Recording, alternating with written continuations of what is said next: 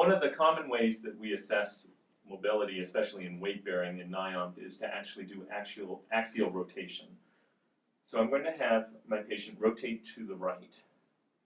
With axial rotation, you can assess what is going on at the foot as far as supination is concerned when they're rotating towards you. You can also assess what is happening or occurring at the superior TibFib joint. And you can work your way up the chain to the hip, to the TL junction, SI joint. So let the patient come back to neutral. Today's assessment is actually going to focus on the superior TibFib joint, which, if restricted, can impact a lot of people in their functional mobility as far as running activities, walking activities, twisting activities.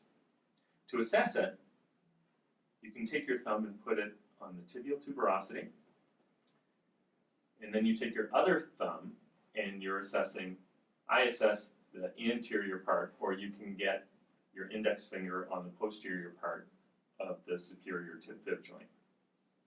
I have the patient rotate towards me, and you will feel an anterior medial glide of the superior TibFib joint, if it's not restricted. I'll have them rotate away from me, and you should feel a posterior lateral glide of the superior TibFib joint.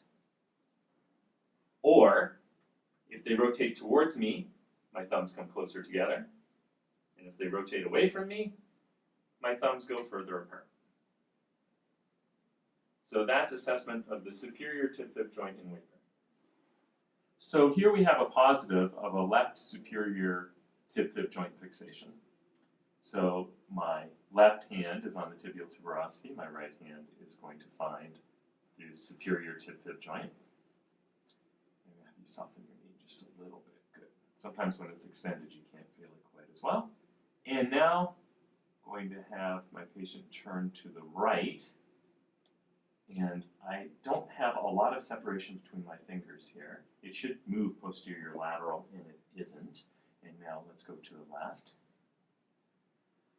And we have anterior medial motion sufficient, but when she goes to the right again, all the way, we don't have that posterior lateral motion. And then come back. So what we're going to do is assess this in non-weight bearing, and if appropriate, manipulate it.